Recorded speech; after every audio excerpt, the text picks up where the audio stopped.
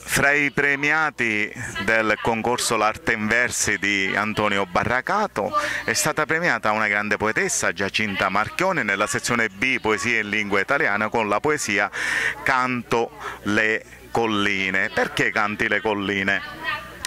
Una bella domanda. Io abito in collina e quindi diciamo che io ero sempre convinta che quella che mi ispirava era il mare. Invece negli ultimi tempi ho iniziato ad apprezzare le colline. Il vento, i grilli, gli uccelli. Anche i colori, che non solo l'azzurro del mare, ma anche i colori che nell'arco dell'anno cambiano. E quindi dal verde, poi arriva il giallo, poi arrivano i colori dei fiori, un arcobaleno della natura, esatto. E allora Giacinta, ascoltiamolo una poesia, quale ci fai ascoltare? Vi faccio ascoltare La poesia premiata, perfetto, grazie. Che sia giusto che ascoltiate questa.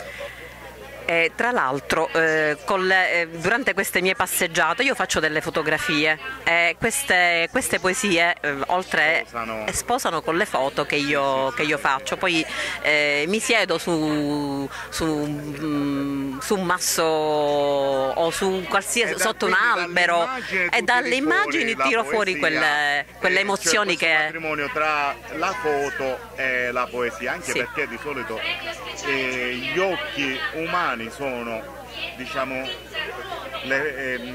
come posso dire, lo sguardo, sono la fotografia di ogni poesia, quindi tirarlo fuori direttamente da ogni foto è anche un'esperienza molto emozionante. Scrivendo sono riuscita a fare conciliare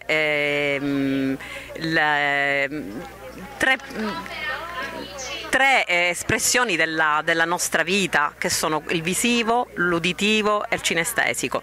Quindi il visivo per quanto riguarda quello che guardo, quello che vedo, le emozioni che mi ispirano, l'uditivo quello che riesco a scrivere e quindi leggo, e il cinestesico sono le emozioni che tutto quanto mi suscitano.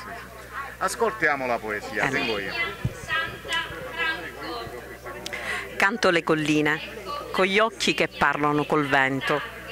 Frequenze di primavera sentono quando l'inverno profuma di melodie che inondano le ritrovate sinfonie accordate col tempo. Appesi a un cielo, pensieri su righi di parole, note al tramonto. Antiche finestre sovrastano il ritmo dei confini, con pause di esistenze che respirano stupore dai colori che affiorano nei punti dei sospesi versi senza suono. Grido di speranza che riecheggia conseguenze di armoniosi paesaggi su spartiti di esistenze che hanno un'anima per ascoltare. Grazie Giacinta, quali sono i tuoi progetti per il futuro? Visto che tante persone me lo chiedono, penso che scriverò un libro a breve. Complimenti ancora, in bocca al lupo per la tua carriera di poetessa e anche scrittrice. No, non scrivo solo poesie. E chi lo sa? Sì, infatti, e poi faccio l'assistente sociale, sono un assistente sociale, quindi mi occupo anche del sociale. Grazie, grazie di cuore.